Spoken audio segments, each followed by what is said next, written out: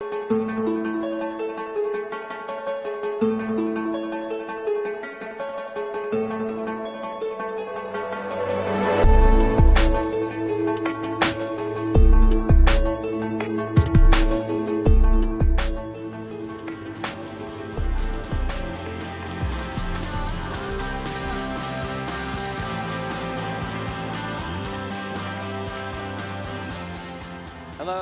Can you guys hear me okay? Is this good?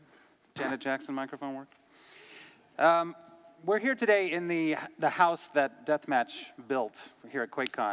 And we have three exciting panelists that have worked on multiplayer games that you guys have probably played before. It's funny that multiplayer games, video games ever since their invention really, since games like Space War in the 1960s and Pong in the 70s, were multiplayer. You played against somebody else at the screen. Since then, multiplayer has grown exponentially. These days we have games with thousands and thousands of players playing live at the same time.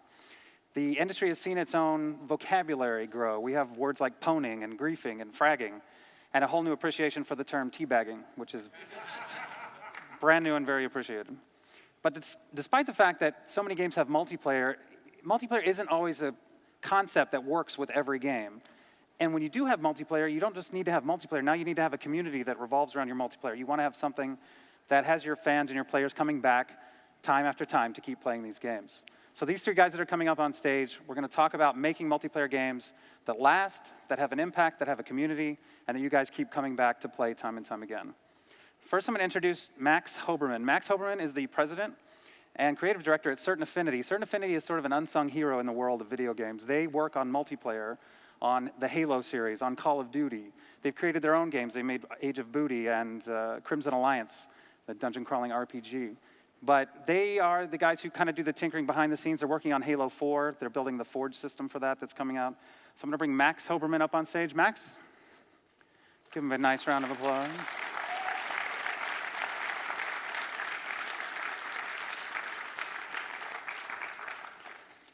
Welcome, Max. Thank you. This next gentleman is, when I asked these guys kind of like, give me a short bio about yourselves I can use, and everyone sent like a paragraph. This next person sent one line that just said, writer working on Left 4 Dead 2. Which, by the way, has some DLC out recently on the PC, coming soon to the Xbox 360 and later the PlayStation 3. But Chet Faliszek is who I'm going to bring up next. He actually, this site almost predates a lot of people here in the audience. Old Man Murray was a great satirical, glad somebody knows what that is, satirical website that talked about video games in a very funny way. They had features like Alien versus Child Predator and some other stuff that was fantastic. And Gabe Newell at Valve used to say that the developers, we would look at games and say, okay, for this feature, what would the guys at Old Man Murray say about this? And if they thought they were going to really tear out a new one, they would go back to the drawing board and work again. So that led to Chet and his partner, Eric Wolpaw, who developed the site with him, getting jobs at Valve, where they both work to this day. So we'll bring him out. Chet Faliszek.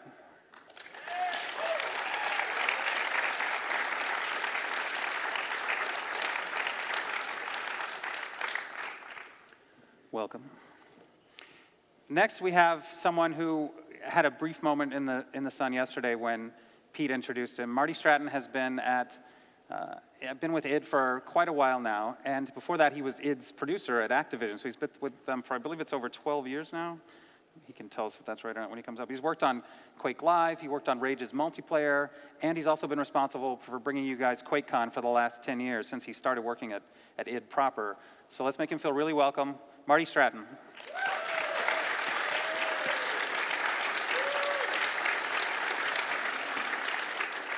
Thank you. Is it 12 years? You've been with id first at Activision? 2000. Cool. Should use the microphone since 2000. Well, you guys have all work in the video games industry, but before that, ostensibly you played games, is what got you into gaming in the first place. What was sort of each of your first experience with multiplayer games? First experience probably is back in when you're as old as I am. You played games in arcades a lot, so was pushing two-player on after putting in 2 quarters and just trying to beat each other's score. But when I actually first started at Activision, was in '95, and I started in QA, and within QA there was nightly deathmatch games, Doom and Doom 2 at the time, and that. it's appropriate, I guess, that I really kind of started a lot of that multiplayer gaming with id's games, with Doom and Doom 2, probably like a lot of people, and then actually pretty soon after that, one of the games that I remember playing on the LAN there also a lot every night was Command and Conquer. I loved that first game. It just had so many cool little mechanics. It just had those nightly games that were really intense, and just continued on since then. Chet, what about you? Really, for me, it would be Doom. We played a bunch of games before then, but me and Eric Wolpa at the time worked at this horrible data processing company in Cleveland. And so we knew Doom was coming out. It comes out. We wait for everyone else to leave. We go get a bunch of beer, put it in the middle of the room. Each of us are playing on a computer in the wall, and ends up the beer gets warm because we just sit there and play and aren't even worrying about drinking that and having fun. I think we stayed up to 3, 4 in the morning that night, and then ever since then, Quake. I work with Zoid, who made the 3-wave capture the flag, and sometimes I don't know if I should punch him or hug him for the amount of time I spent playing that game. So. Probably both, yeah. Yeah. Probably both. Max, what about you? Yes, so I was one of those poor deprived children who grew up with a Mac. So gaming was a bit of a luxury. Now you'd be the cool kid with the Mac. Yeah, exactly. So no, but I pretty much only played multiplayer games. Used to lug my Mac LC around and all sorts of craziness. Yeah, one Mac fan at least. Had to buy an Ethernet card back then just to have it. But I played. I think the very first multiplayer game I really got into. Not a lot of selection on the Mac was probably Warcraft 2. Loved it. Loved the map editor and had a hell of a lot of fun with it. But what I really got into on the Mac at least was Marathon. Back in the day. Yeah, Marathon was fun. That ruled my life and almost destroyed my college career. So that was fun. We had our whole apartment, had 5 guys I lived with, and we wired the whole apartment, which back then was a big deal. Coaxial cable and terminators and all sorts of crazy stuff. Nice. When nerds start rewiring their apartment, that's when you know it's awesome. For me, it was Marathon as well. I went to school at UT in Austin, and my buddy worked at the Apple Support Center. You went to UT? I did go to UT. Oh, maybe we were there at the same time. Maybe we played Marathon together. But I would go to the Apple Support Center after hours, and my buddy would let me in, and we would all play on their computer systems, and I actually worked at the Apple Support Center. See, so maybe we need to catch up after we'll this have panel. to, yeah. You were roommates. You just don't remember. You were the one who... Interesting. Wait a second. This is a guy that screwed with the wiring in my bedroom, so. All those games are kind of gateway drugs to multiplayer. You get a taste of it, and then you come back time and time again. You find clans. You find other people that play across the world. What is it that makes multiplayer games, especially kind of that genre, so engaging? We'll start with you, Marty. I think it's different for everybody. I think multiplayer tends to be I think of it kind of as the sandbox of a game experience. It is the place where almost anything is possible. Even you look at a game that is the single player component is heavily scripted and very story driven. You get into that multiplayer and it's where anything is possible and where the experience is always dynamic. It's one of the most. I watched the last panel and they talked about, one guy asked a really good question about experiencing the game for the first time and getting that opportunity, and the developers were talking about how it is hard to experience that for the first time. I think actually on the multiplayer side, we get to do that a lot, and I think it's one of the cool things. You sit down and you play a multiplayer game, and you every time you just don't know what's going to happen. The world is dynamic, the players are dynamic. It's always about outthinking the other guys, and I think capturing that and also capturing the kind of fantasy of it all, letting the player kind of build that fantasy, have those moments of bragging and learning is really the exciting part about it. Well, Chet, what do you think? Valve has gone from Portal, which was single player, to putting co-op in Portal 2, and you guys are working on Counter-Strike Global Offensive right now, which is also one of those games that a lot of people was their first introduction to multiplayer. What do you think makes those games engaging? I think it's about the shared experience, right? Be it you're going to have a nemesis because somebody's owning you in Counter-Strike, and so you keep getting owned the whole game, and then you finally have that experience of getting to kill them, and you're just letting it loose then about them, and you have that really big high because it's just not you alone playing the game. You just didn't beat some piece of AI or code. You actually beat another person.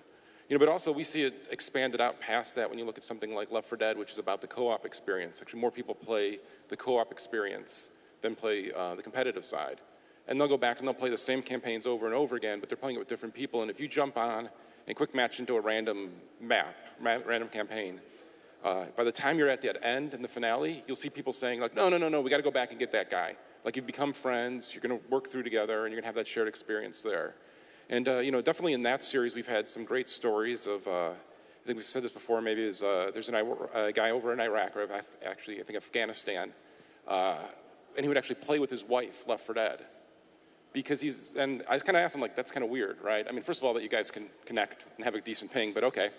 It helps us co-op, I guess. But then also, he's just like, well, if we talk on the phone, it's like, her life sucks because I'm not there. My life sucks because I'm getting shot at. If we talk about that stuff, it's just going to be horrible.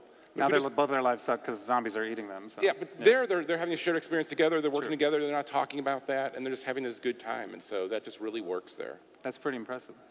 Well, what about you, Max? You guys have a unique sort of perspective on this. You were brought in. He worked at Bungie first for 10 years, and then you went over and started your own company in Austin. I think your first thing you worked on was the Blastacular map pack for Halo 2. And now you guys have worked with Treyarch on Black Ops. You've worked and on World at War. You've worked on the Halo series, continuing to work on the Halo series up to 4. What have you guys what perspective does your company have on being the go-to guys for multiplayer? What makes them engaging? It's kind of an interesting question. I was thinking about it, listening to you guys a little bit, and sort of what makes it engaging is one question, then how you actually make that happen is a whole other one that my mind's just kind of going on. But I think at the end of the day, what it really comes down to is we're all social creatures, and playing multiplayer is a social experience. I'll say, at the end of the day, I remember moments in various multiplayer games, these epic, memorable, crazy moments, and the stories associated with that, whether it's a revenge or something else. I remember those personally more than I remember any moment in any single player game. Those are these epic moments, and these are these storytelling moments, and these are things that kind of stay with you forever. I mean, to this day, I was talking about Marathon earlier, but I have these very explicit memories from Marathon about this one kill that I got on this one guy. And that's just insane. That's absurd. But I think ultimately, that shared social experience with those really memorable, really fun, really exciting, moments that, that they just kind of become a part of your life and part of your psyche and who you are. That's really, when you can capture that, when you can give people a game that allows them to have those moments, that's when you really have something special. How to get that's a whole nother panel we'd have to have. Well, so many games now feel like, it seems like the developers feel like, okay, we have to add a multiplayer component to this game or else it's going to suck. So they feel like they shoehorn in multiplayer in many cases where it doesn't even belong. There are plenty of games that have had an afterthought multiplayer and the game goes on to be successful, but you go into the games now, nobody's playing them. Nobody's in the servers. But is there too much of an emphasis on multiplayer? I know it's a strange question for id because you guys kind of are built on multiplayer, but with Rage you guys had this great single-player game, and then you had a multiplayer game that was not quite as robust as the main campaign. What was it like for you guys deciding on inserting multiplayer and then working on it until the release? Yeah, it was actually pretty tough because the game really was originally built very much as a single-player game. In fact, the tech had even gone a direction that didn't include multiplayer tech for quite a while. So when we kind of came back around and said we really want to have multiplayer, a lot of things go into those decisions. Some of them are on the game dev side, and some of them are on the marketing side, and all those types of things. But once we decided to do it, we it would have been nice to have a little bit more time. We were on our final push for the game, and final push can be as long as a year. But we were kind of in that closing mode, and and we approached it, I think as best we could, in that the vehicle stuff was kind of a natural thing, and that's what multiplayer had kind of been built around for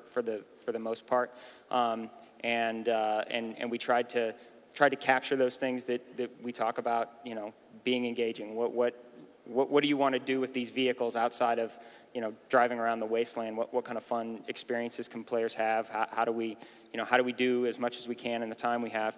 And then we actually added the co-op component pretty late as well. But that was actually a lot of fun, and it gave us an opportunity to get that social experience in. And in a relatively short period of time, because we could reuse a lot of the spaces, and it worked pretty well. But I wish we actually had taken a little bit more time with Rage, had a little bit more time to do multiplayer, the type of multiplayer that I think we can do and that we want to do, and even going back to Doom 3, I think we made a lot of the same decisions. It was very much a single player experience, and we wanted to include the multiplayer, but again, we're small. We're always been a very small team, so we didn't probably take as much time as a bunch of us would like. But as we move forward, we've got big plans for multiplayer. We're very excited. We want to make it a big part and an integrated part. It really comes down to that. It comes down to planning from the beginning. How is the multiplayer experience built, as part of the entire game experience? And Chet, what about you guys? At Valve, it was kind of a surprising decision that there was co-op in Portal 2. A lot of people thought this is not going to be that much fun, but ended up being pretty exciting. You see this very fan-driven community for that now. What was that decision like with you guys? Well, for us, that was kind of pretty simple. Is we would get all these stories and actually watch people play themselves, watch Portal play, and it'd be, hey, I don't really play games, or my wife doesn't play games, or my boyfriend doesn't play games, and they're going to watch me play, and they're going to tell me where to put the portals. And they would already be playing it in co-op, but with just one controller. And so what we did was we took that and looked at it and said, oh, well, you know what, we should codify that. We should give them tools to work inside of that space and have those experiences together. And it doesn't work to go through single-player maps to do that way. We're going to have to go make our own maps on this. And the rule there was it could be solved in a bunch of different ways, but it always needed two people. And so that, I think, it was pretty successful that way and how that came out and worked. But I have to say this, I think the question's a little odd when the biggest game of last year was all single-player. Yeah. So, I mean, I think Skyrim kind of proves there's still a space if you have a really compelling single-player game that has a lot of depth for people to get into, that's fine. Well, I actually took some flack in my review for that because I said the only bad thing I can find about this game is that you can't share this experience with a friend. And a lot of people are like, oh, it's not what it's about. Now we have the Elder Scrolls Online coming out, so I'm hoping there's a little vindication for me there. I think, though, like the sharing with a friend, though, you get those moments in multiplayer games where, like you guys talked about, you do have those sharing experiences. And then there's just with Skyrim, it's like the experience of playing the game and of people sharing like the uncertainty of things and the uniqueness. It's almost the same thing the same thing happens in Skyrim that happens in a multiplayer game. And what I was talking about, it's so sandboxy, and there's so much cool stuff that can just happen dynamically that you get those word-of-mouth social experiences and social sharing that you kind of get with a multiplayer game as well. You're not playing something scripted, so you can't be like, oh, did you see that helicopter crash? Yeah, we all saw that helicopter crash. Yeah, YouTube is really... Yeah, but I killed this dragon, and he crashed, and I mean, those kinds of things happening dynamically like they do in multiplayer, they happen the same way in Skyrim, and I think you kind of get that overlap that you get with a multiplayer game. That's a great point. We definitely had that around the office, with myself included. Every day you come in and productivity is shot because the first hour of the day is talking about what you did yesterday in Skyrim, and that's a very, very social, weird, out-of-band multiplayer experience. That's an excellent point. Yeah. Well, you guys have kind of only worked on multiplayer. Do you feel that there are games out there that just have no business adding a multiplayer component? Oh. You don't have to name names. Yeah, didn't we agree we're not naming names? Yeah, you don't have to name any names. Yeah. I mean, I think that a mistake that a lot of games make. I think they have this sense that they need multiplayer on the box. They put it on the box. They have to have the feature. I think more specifically though, a lot of games try and get competitive multiplayer when they probably have no business doing that, whether they don't have the resources to do it well or whatnot. But I really think a little bit more focus on co-op is the way to go. Talking about what you guys have done, I think, is the right approach. So, I mean, you can have that fun social experience whether you're playing co-op. When I do play competitive multiplayer, I'm a big fan of team games because you're kind of getting both. You're getting to play a competitive experience and a co-op experience at the same time.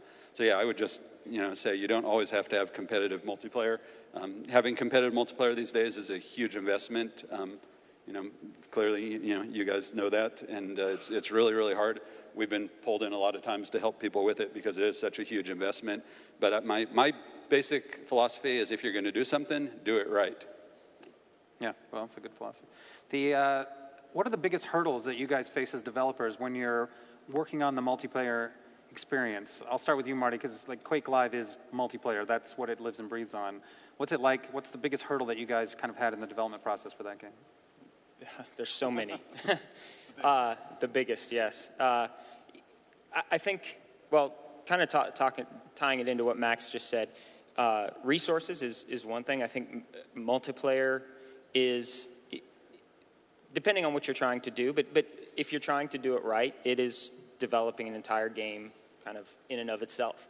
And so you look at that and honestly can almost be more complicated because if you're doing things like dedicated servers or, you know, kind of the whole back-end metagame and websites and all that kind of stuff, it's a huge investment in funds, it's a huge investment in resources, and you can end up with a team or teams that are as big, if not bigger, working on the multiplayer component as working on the single player.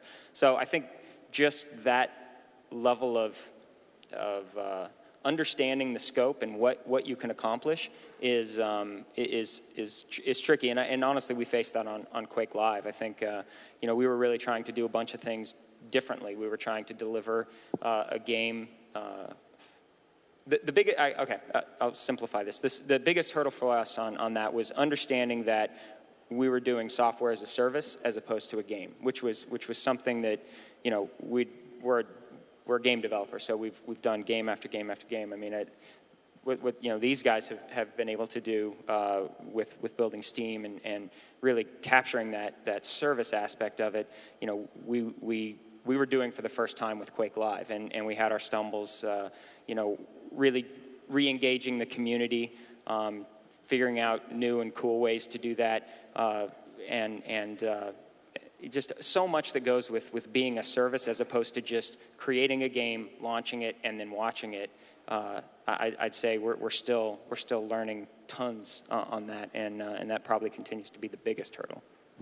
Chet, what about you guys? You have a wide range from co-op to squad-based with Left 4 Dead, and then Team Fortress 2 is a big, you know, multiplayer team game. Yeah, I mean, right now for us, as we're looking forward, it's about how do you create that content that's going to be played by the player. So in Left 4 Dead 2, we had actually done a bunch of work before we had the concept of workshop and a bunch of things happening there. And Left 4 Dead actually lives in a different code branch than all of our other games.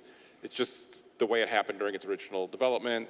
And one of the penalties we pay for that is it's harder for us right now to get in the workshop. So looking forward, we want to be able to have the workshop because it's a great way of, you know, how do you keep the game fresh? How do you keep it going? Making campaigns in Left 4 Dead is a time-consuming task. There's a bunch of great community-created campaigns.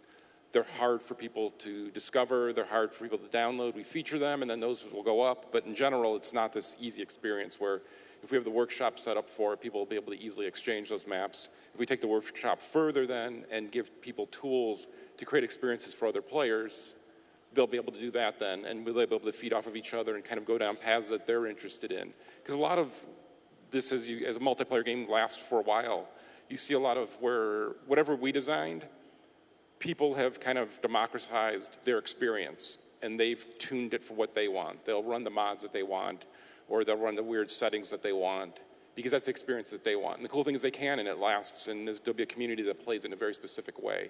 And so for Left 4 Dead 2 in particular, we have to catch up and make sure that we have the workshop and everything else installed so that we can go forward with that kind of modification. And then Max, you guys have worked on, you know, some of these massive titles that end up being chart toppers, and what are you guys'... and we worked on Left 4 Dead with you guys. That's right, they worked on Left 4 Dead with Valve. Well, with Call of Duty and with Halo, what are the biggest challenges in making? Is it, you know, creating the environment? Is it making a map that's balanced? What kind of do you guys run into? I think honestly, it kind of goes back to what you were saying at the start, Marty. I think the biggest challenge for us, honestly, is finding enough talented developers, you know, whether it's artists, designers, engineers, you name it. Designers are particularly difficult sometimes. You know, if we can find the right people, then, you know, we can scale and we can do amazing work. We're certainly become very good at, you know, working on these big FPS games. But yeah, it's very, very difficult. You know, everyone plays multiplayer. it's not hard to find people that play multiplayer and have a lot of opinions about multiplayer. It takes a certain skill set to actually, design and implement multiplayer, whether it's core mechanics, whether it's designing fun maps, you name it. It takes a certain skill set and it takes a certain personality. You have to be able to listen to other people, whether it's going to play test, you name it. You have to be able to sort of take your own biases and your own opinions and set them aside and really be an objective observer and very analytical. And honestly, the people that really work well are also highly insightful. You can listen to people in a playtest raging about how some gun is completely broken and messed up, and realize that if you just add a little bit more cover to the map, everything's going to work out okay. But yeah, finding people that have that particular mix of talents is probably the biggest challenge that we face. I should probably say that if you think you have those talents, you guys are currently hiring on your website. I think id also has a job section. If you don't like 100-degree temperatures, Seattle is where Valve is located, and they always have jobs listed. So check out their websites if you want to get into the industry like these guys have. How do you see multiplayer evolving with technology? Here at this QuakeCon, John Carmack is showing off his new virtual reality display. We have Really? Yeah, you should check it out. It's really awesome. I should have you wearing it right now. The other mobile gaming has evolved so quickly with the introduction of the iPhone and tablets now, but it seems like the multiplayer nut hasn't been cracked in that market. There's a lot of asynchronous play where you're waiting on the other person to do something, draw something, et cetera. But multiplayer games on mobile devices, do we think that's a space that we're going to move into shortly? I'll take that with you, Marty. Certainly it is. It's exactly how things are going to go. If I had the answer to that, I'd probably be the next words with friends. But I think it's just like anything with technology. I mean, there's so many different things that will happen. I think it comes back to where we started about the social experience. Words with friends, draw something. Any of that, whether it's real time or asynchronous, it's about capturing that kind of moment, that connecting those players and giving them that shared experience that they can talk with each other about, or they can talk with their friends about. The more ways we do that, whether that's on mobile devices or with your mobile device sitting next to you while you're playing a game on the 360 or a next-gen platform or smart glass or whatever it is, even being able to taunt somebody in real time through your Connect, those types of things. That's technology driving those experiences, driving those kind of core fundamentals that we already know and love, and just figuring out ways to do those things better and in real time, I think is certainly the near term. Chet, what do you think? Especially with the service like Steam, it allows people to play so many old games that I thought we'd never get to play again, just due to system specs. But that's a good example of technology breathing life into older games. What about moving forward with new games? For the mobile side of it, I consume mobile games as time wasters. Not to say that in a bad way, because Dungeon Raid, really good game, you should get it. But it's something I just take in little bits. I don't want to be constrained and really have to feel that need to be connected. I think the iPads is something you're sitting on your couch playing that, and so that's maybe something more interesting. For us, though, in Steam, again, I can go back to the workshop, and it's about engaging the community, where the community is just not playing your game, but they're also invested in the game and making items for the game, they're making experiences for the game, and they're feeding that back to the community, and the community itself is growing. Because we're going to keep, even on mobile games, we're going to keep running into this problem where it's a bigger and bigger investment, bigger teams, more money, and I don't necessarily know if we always get a better experience that way. Some of the stuff that you'll see come out for the TF2 workshop is hilarious. It's great stuff, and there's 50 of us working on the game, let's say, but there's a million people out there coming up with ideas, and they just need to come up with one and be successful and funny and put it in, and we all win for that. And I think that's going to be, as we keep going forward, as we make the tools easier for people to be able to push back into the game, seeing that kind of happen on whatever platform that happens on. What about you guys? You worked on I should say they also worked on Halo Waypoint for Microsoft, for the Halo franchise that has a mobile aspect to it as well. Have you guys dabbled in mobile technology at all, or is it pretty focused on consoles and PCs? Yeah, no, we've been looking at mobile for a while. We actually have, you're talking about synchronous versus asynchronous multiplayer. we actually have a playable version of our little pirate strategy game, Age of Booty, that works on the iPad, synchronous multiplayer, played in real time. And it's really got us thinking a lot about this particular topic, because it's a weird experience.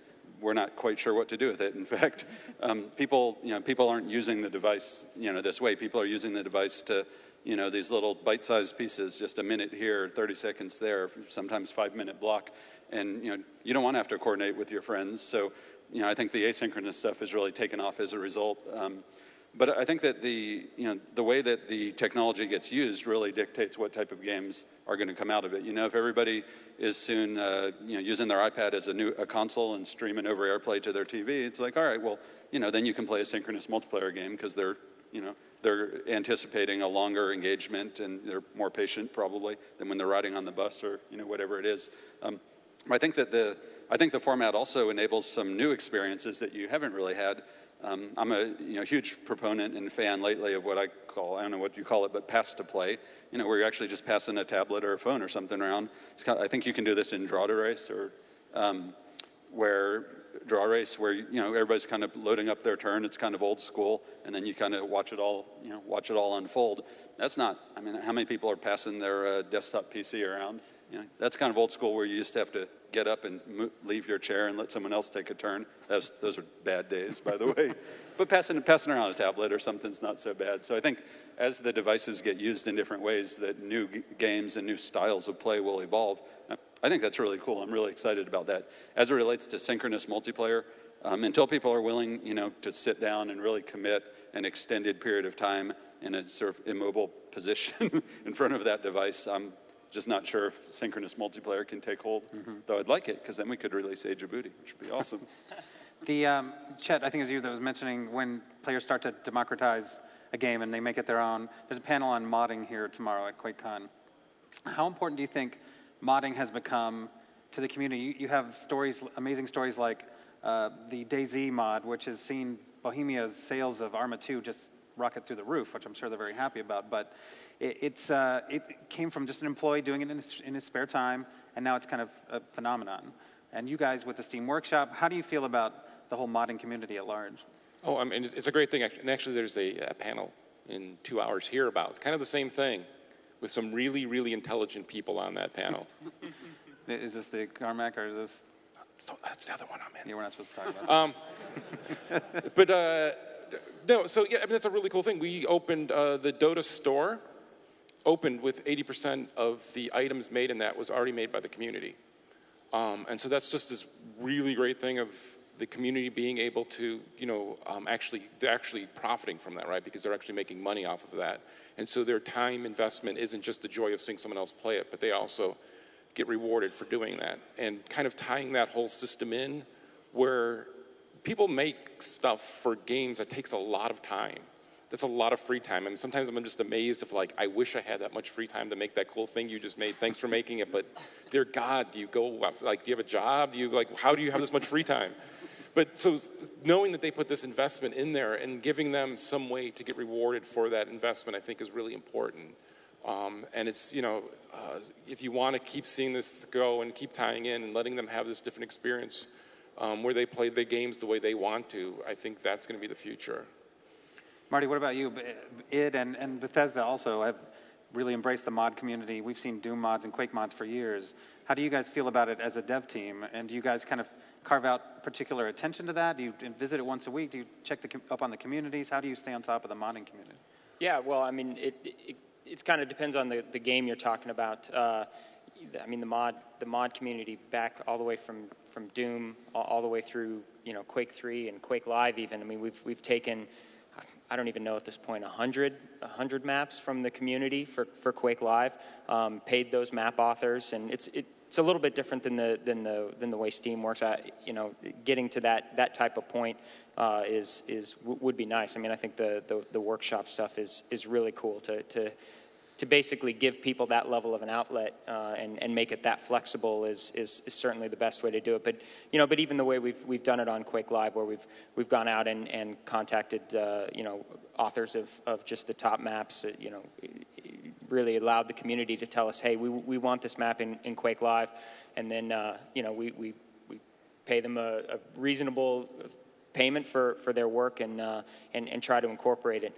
It's a little bit more of a manual process, but yeah, still a huge part of what we do. And even as we talk about id Tech, and it's gone through an evolution that has made it, I would say, probably arguably a little bit more difficult to mod and build levels for, with the mega texture and the way that levels have to be baked, and the processing power and just data size. We continually go back and always are kind of nudging Carmack, although he doesn't. He needs a ton of nudging, but it's like we'd love to get this to a point where it's a bit easier. We've got the Rage tools that are actually still planned to be released, and I think people will enjoy that. We've put more work into that than I think with some of our last. And John still releases the source for the games that the past engines. Doom 3 source is out there, GPL'd. So it's a huge part of the culture it is, and and we've hired a lot of people even through their building of mods. What about you, Max? I know a lot of the games you work on don't really lend themselves to modding. Halo isn't really moddable, but you have the Forge engine that you guys are working on for 4, which is all about user-created content. So what is Certain Affinity's experience with the mod community? Yeah, I'd say, being on the console, it's a little bit trickier sometimes, but, I'm a huge proponent of user-created content and map editors and whatnot. We actually pushed really hard to work on Forge for Halo 4. We're doing most of the improvements to Forge, and yeah, I think it's critical. I think it's really important. I think I like Forge because it kind of demonstrates that just because you're on a console and just because you're using your thumbs, which is completely dysfunctional, you can still do crazy things and make maps. And the creations that you see in Forge, it's really a testament to some really brilliant people, often people that will have time on their hands other times in the community, and I love that. And I kind of feel that there's so many people out there that have so much talent and so much interest that, and when you're dealing with the map editors, it's kind of one place where, what I said earlier about, like, if you're going to do something, do it right. It's one place where it's like, yeah, we could do a way different map editor, we could do something way more powerful, but in the case of map editing and user-created content, I kind of feel like if you can do anything, just put it out there and do it, and the community will work around the limitations, and they'll make it their own, and they'll make something awesome. So I'm a huge proponent. So certainly back in the day, doing PC games, is really into releasing editors for Myth and whatnot. But yeah, I think that I'd like to see more user-created content on the console in general. I think it just takes some ingenuity on the part of developers to figure out how to give that tool set to the users. Nice. Well, I'm going to ask you guys what you're currently playing multiplayer-wise, if you have any free time, if you know what that concept is. And meanwhile, we're going to do Q&A. If any of you guys want to ask questions, please line up back here. Pete Hines is going to have a microphone waving right over there that you can ask these guys anything, as long as it's not about an id game that may have the number 4 in it, because we're not talking about that, I guess. So what are you guys playing multiplayer-wise? If you have any free time, are you sitting down and playing anything? We'll start with you, Matt. Yeah, I play, we play multiple play tests every day, so I play a hell of a lot of Halo 4 in development, which is awesome and a lot of fun. Yeah, and then in my free time, it's all single-player stuff. Actually, most recently was playing through Rage, which I really enjoyed. It was a lot of fun, too, but not a whole lot besides that, not a whole lot of free time. What about you, Chet? Yeah, really, lately I've been playing actually single-player Spec Ops: The Line, which is really good. And then our own games, Left 4 Dead 2 and TF2 a bunch lately. There's some stuff we're going to be talking about in a few weeks and releasing that we've just kind of re-engaged and started playing a ton again. Not a lot of free time lately, but we've actually started some games of the Left 4 Dead 2 recently at the office. It's kind of become the lunchtime thing, and there's so much talk about DayZ that I finally got it installed. It's the most obnoxious thing to install. So as soon as QuakeCon is over, that's first up. But same thing on the single player side. I've been playing. I have a 12-year-old son, and we tend to game together, talk about it. We've been playing a lot of Arkham City together, and then of course the Call of Duty stuff. Anytime you kind of you've at least got to play it to kind of keep up with things. So Modern Warfare is pretty much a staple. Throw that in fairly often. Yeah, I'm a little ashamed at how much Call of Duty I play these days. All right, we have some people back here. We're going to go for some questions. As a person that went to a lot of LAN parties as a teenager, I'm wondering what kind of decision or thought process you guys go through to say, we're going to make this game with dedicated servers instead of a LAN mode where people can host it on their own computers. What's the thought process on that?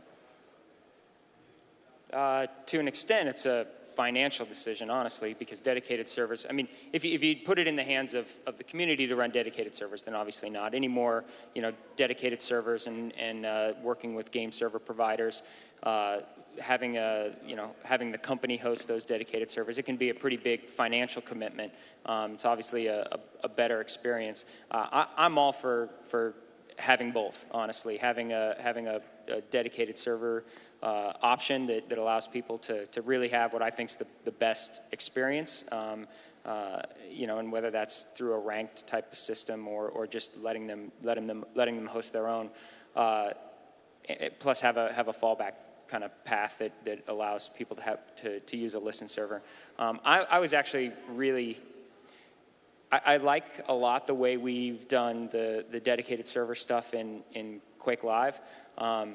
Having that experience of being able to not rent a server, but it may be lost on some people, but we went back and forth on, okay, do I want to rent a server? I just want, a server when I play.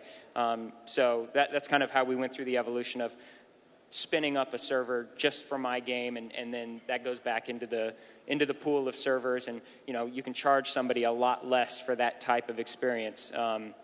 So I really like that, and I'd like to see us continue to kind of push in those types of ways where we can we can give the player exactly what they want and give them the best experience for as little expense as possible to them. You guys want you want to chime in on that? Yeah, good. All right, good. Nice. Okay, next question. My question was also about LAN support for games, but since that gentleman already asked that, I'll skip to, what do you think, why are some games, and I guess DayZ, as we talked about, is a good example of an engine where it's highly moddable, and that's why the mods and the sales have been increasing for that a lot. But why do you think some publishers are very open about modding and some lock it down so you can't do anything in there? Yeah, who wants to field that? I know why we're open. I don't know why you wouldn't be. Again, we like to let people mod, and I think we as a company keep trying to do a better job at it. So I'm not going to say we're perfect at it yet, but I mean, obviously the community feeding back just adds so much value to the game. I mean, we do get into a place on something like CSGO where we want to have servers available that are unmodded, and same with Left 4 Dead, so that you have this experience that you can count on. And it's going to be this good experience, and it's going to have these set of rules, and so you're playing there for that reason. So I mean, I understand sometimes having parts of the game not open, but always having that available so that you can go have that other experience that you want, I think is really important. Well, Marty, you said IdTech 5 is not quite as moddable as previous engines. Robert Duffy's on the mod panel. He's probably the better person to talk to about that. I know I know the horsepower we have behind the map construction process from a, what it takes to bake a map, as we call it. We have an entire room full of computers that do that. So I do know it's a bit more challenging to work with the megatexture technology from that perspective. But from a code perspective and modability from that, I think it's probably every bit as moddable as anything we've done. And I mean, I'm excited to see some of the stuff we'll get to after we release the tools. And Max, you guys are kind of at the mercy of the engines of the publishers you work with, but you guys have released your own games. Was there discussion there about, do we make this available? I mean, your games tend to be for the consoles, which you've said is harder to mod on, obviously. Yeah, when we released Age of Booty for Windows, actually, and we went through this very discussion, and, we briefly thought about it in I can't speak for the publisher mindset, but as the developer, we thought about, okay, that sort of pristine experience, and people are going to be cheating, et cetera, and we had that conversation for about 5 minutes, and then we said, screw it, let's just let them mod it. So, the words that never come out of a publisher's mouth. Screw it. Yeah, probably right. Just when they're talking about the customers. Is when So yeah, we don't have nearly. I didn't say that. Yeah, we don't have nearly as much experience, but the way I look at it, if you're going to allow modding, that's no different than supporting a map editor. If you're going to put it out there, it's that's cool. Give the community freedom and the power to do awesome things. I think it's a great thing. It's usually something that's really lightweight and inexpensive to do. So yeah, why not do it? I spent the first part of my career at a publisher, so the ideas are often misguided, but I think it comes down to just like anything, it's control. I think, when you talk about putting something, an intellectual property, again, kind of going into the publisher mindset, putting the intellectual property in somebody else's hands and giving them an element of what you would normally have control over, I would guess that I know that scares publishers.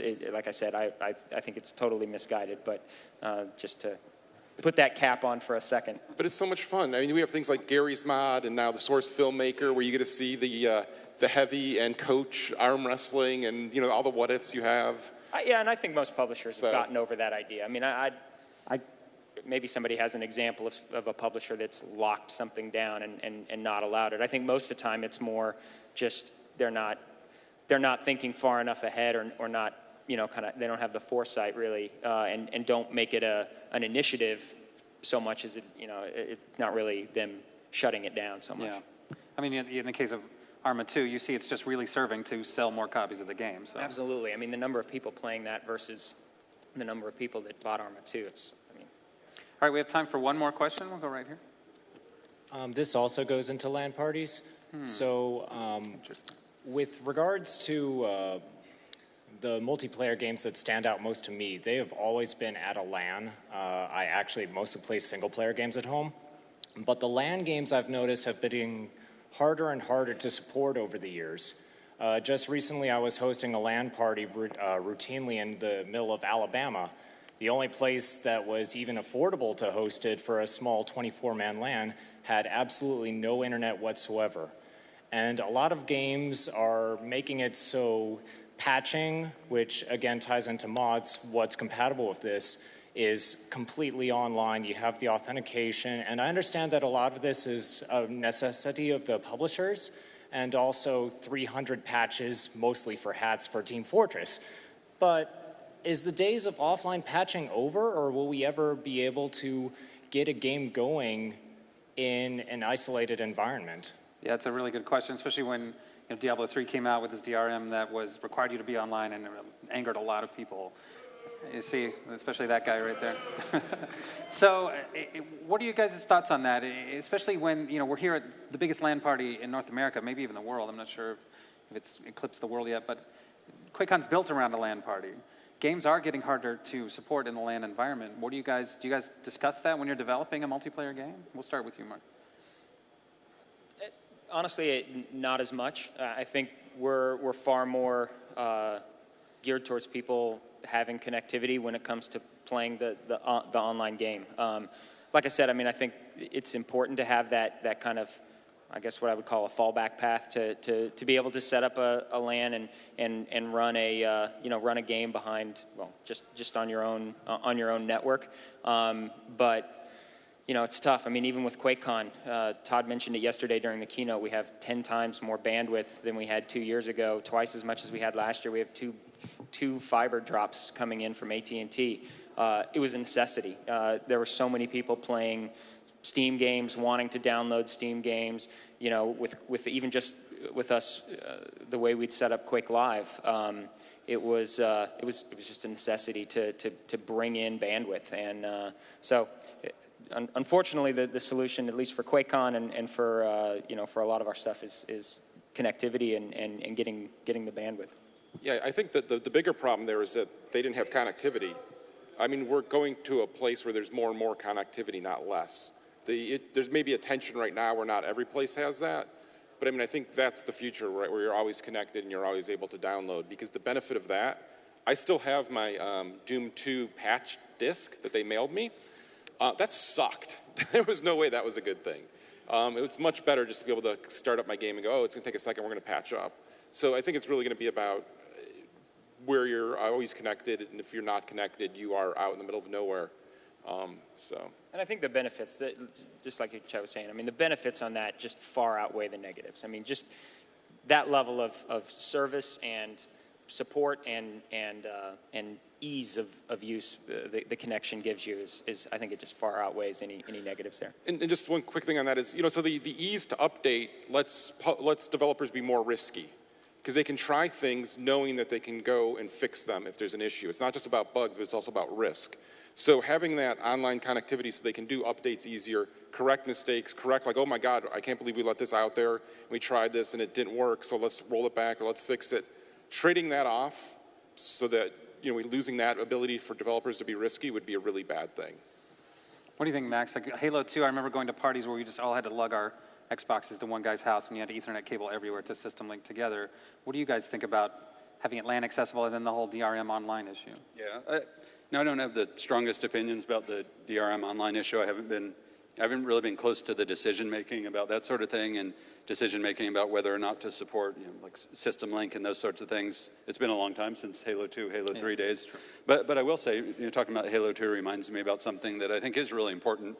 When we were taking the Halo series online, that experience of playing at the LAN party, playing on your couch, it was such a epic, awesome experience. It's really an extension of what, even doing it on the console was an extension of what you guys are all, doing here today, doing it at a, LAN party with PCs and Macs or whatever. And that was really our guiding light when we were taking Halo online. That was kind of my mission, was how do we replicate this awesome experience of a LAN party, which is just, nothing beats it in my mind. How can we replicate this online and, get as close as we can? And that was really the seed that, these ideas sprung from of, especially the party system in Halo and then in Call of Duty. This idea, this kind of radical idea when you're used to old school serverless and whatnot of things like choosing who you want to play with before you choose, where you're going to play, what server you're going to play on, some of those sorts of things. So it's kind of surprising to me because I still think to this day a lot of game developers working on multiplayer would really benefit from that same thinking. Look at the LAN experience, and it's still going strong today, obviously. Look at that and say, why is that great? Why is that so fun? And how can we capture some of that magic in our, online implementation of the game? And that's definitely what I would encourage. Cool. Well, speaking about games, all of these guys have games they're working on that are coming out soon. You have Halo 4, which is in November, I believe, this holiday season. You guys have Coldstream DLC for Left 4 Dead 2 that's out right now for PC, coming soon to consoles. Should be today for consoles. Should be today. I will check my email. And then it, of course, has a secret project that we'll hopefully be hearing about shortly. In the meantime, you can get your hands on Quake Live over in the BYOC and play Quake Live and Doom 3 too. There you go. Doom 3 has Doom 3 some, BFG edition. Yeah, some kind of a refreshed multiplayer component to it. So definitely, I don't know if we're showing that, but it's worth playing and really pretty cool to be able to do it over Xbox Live and PSN when that comes out in October. Awesome. Cool. I'd like to thank everybody here on the panel for participating. And we have some more great programming coming up. I think 6 o'clock is the VR panel, so check that out and be wowed with some awesomeness. So thank you guys very much. Thank you all for coming to QuakeCon. Thank you, Kevin.